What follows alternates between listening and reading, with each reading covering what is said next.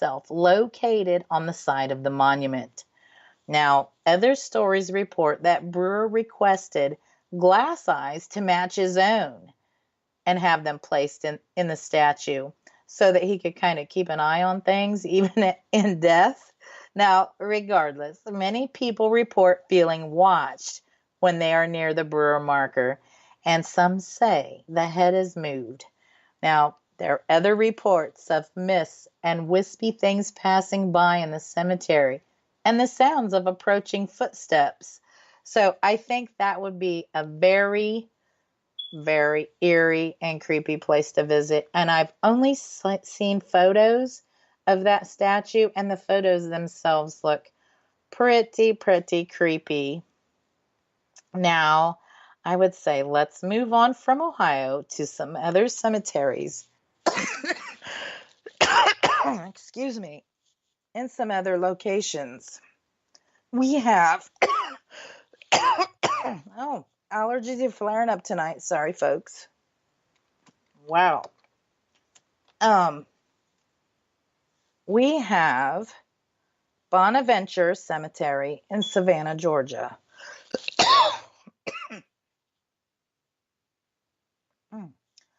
Bonaventure Cemetery is a public cemetery located on a scenic bluff of the Wilmington River east of Savannah, Georgia.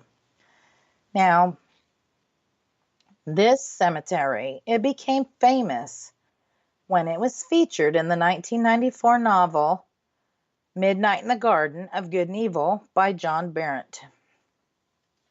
And, pardon me, and in this a movie that was directed by Clint Eastwood. And the movie was based on the book. Now, it's the largest of the city's municipal cemeteries, containing nearly 160 acres. Now, in the early years of the land that now serves as a cemetery, there was an immense plantation constructed there. This home was owned by the well-liked Joshua Tatnall Jr., and this man was known for social functions that he would hold at his estate. He was well-liked among the citizens that lived in the area. Well, one night,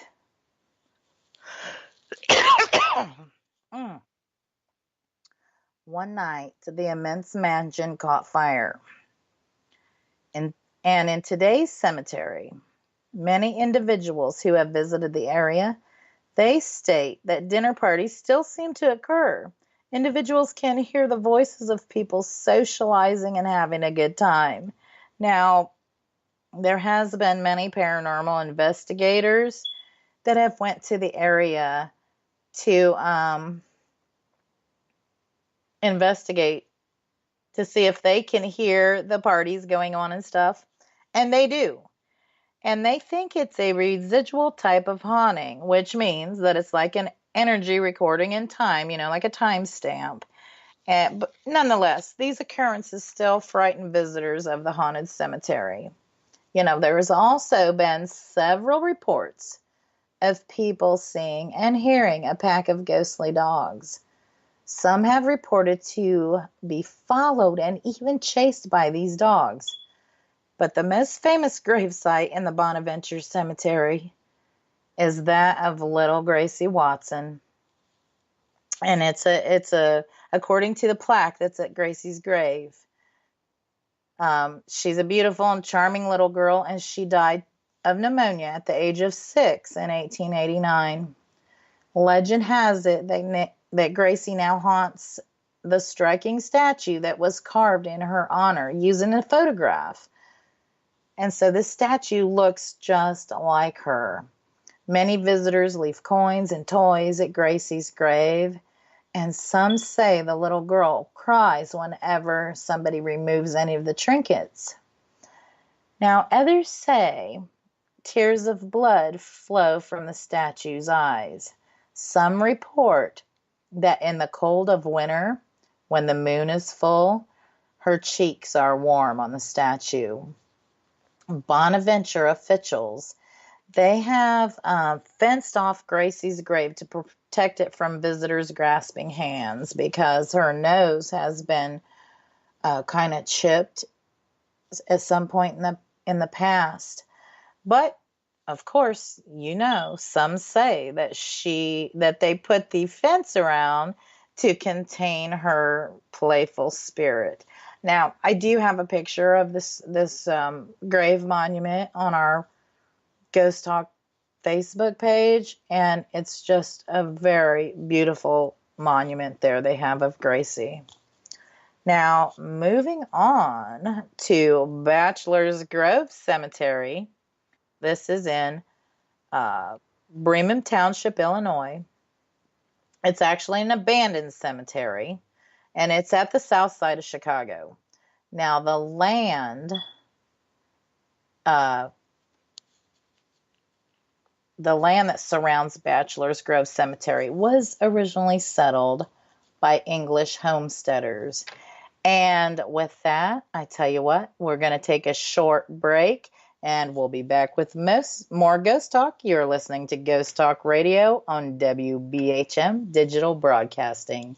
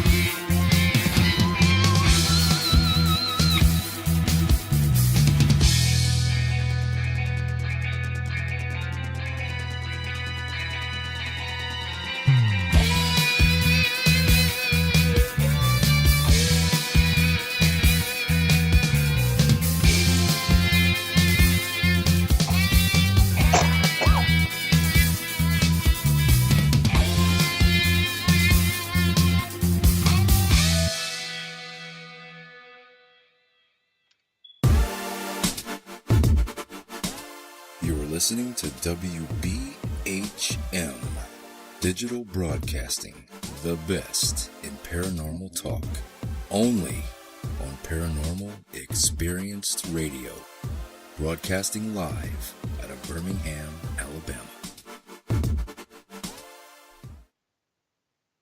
23 minutes past the hour. Welcome back to Ghost Talk Radio with me as your host, Shelly Robertson. If you just tuned in, I invite you all to join us at chat at wbhm-db.com, where you can ask me any questions you may have, and you can also tell me a little bit of your experiences with haunted cemeteries. If you missed the first part of the show, no worries. You can catch the show archive on Spreaker, Google Play, and iTunes at your leisure. And I want to take a moment to remind everyone that the places I am talking about this evening are indeed real cemeteries, in which case most are accessible during the day. However, most are not at night. So if you plan to visit any of the locations on tonight's show, please get proper permissions, as trespassing is against the law and could get you arrested and get you a hefty fine. Prior to the break, I start talking about Bachelor's Grove Cemetery, and that's at the south side of Chicago. Now we have Ariel Grace, who is in chat. She said she's been to Bachelor's Grove, and it's very creepy. Now, I started talking about the land being originally settled by English homesteaders who relocated to that area from England. Now, The cemetery itself saw its first official burials around 1840, and it contains 82 plots, many of which were never sold or used. Now, the burials, however, possibly go back to as far as like maybe 1834, when German immigrant workers were killed while they were working on the Illinois and Michigan Canal. Some people believe the cemetery, which dates back to the 1830s, was a popular spot for 1930s gangsters to dump their victims. There have been several ghost sightings of various kinds over the years. Now, the most common of the reported phenomenon at the site, it typically involves floating orbs of light over tombstones and near collisions with a phantom vehicle. It's like people report seeing a vehicle and almost hitting it, and then it disappears. Now, others claim to have seen various residents of the cemetery walking around at night, including very upset gangsters. Now, I think that would be quite a sight to see ghostly gangsters walking through the cemetery. But there was also a photo of a woman sitting on a grave, and the notable photograph, it ran in the Chicago Sun-Times. It reportedly showed a transparent woman sitting on a tombstone, and the apparition was not visible when the photograph was taken way back then. And I had got a look at that old photo. If you search up online, you can actually find it, and it's pretty eerie. Okay, so this next one is pretty interesting, and it is Boot Hill Cemetery, and it's in Tombstone, Arizona. That's right, Tombstone, Arizona. Now, it's actually a ghost town cemetery and the resting place of some of the most notorious outlaws of the Wild West, okay? Boot Hill Cemetery was established in Tombstone, Arizona around 1879. It was closed in 1884 when a new cemetery was opened. Now, before it closed, however, it saw burials of approximately 300 people, many who died tragically and unexpectedly or with their boots on. And as you can imagine, that's how it got its name. Now, after its official closure, a few outlaws, among others, were allowed to be buried there. The plot features the graves of Billy Clanton, Frank McLaury, and Tom McLaury, the three men who were actually killed during the famed gunfight at the OK Corral. It was used after that only to bury a few later outlaws, some legally hanged, and there was this other guy who was shot during a robbery. Now, as well as a few colorful Western characters, I will tell you, there was this man, Emmett Crook Nunnally. He spent a ton of time, many volunteer hours, restoring this ghost town cemetery. He's actually also buried there. Another thing that's interesting about this cemetery is in 1996, this guy named Terry Ike Clanton, now he is an actual descendant of the Clanton gang. He was visiting a cemetery, the cemetery, with a friend, and this man was named Kelly, who lived in Southern California. Now, it's quite amazing, and this photo's been floating all around too. Clanton took Kelly's picture dressed in full 1880s Western garb against, the backdrop of the beautiful mountains there and the fields with what looked like, the tumbleweed kind of picture you can imagine.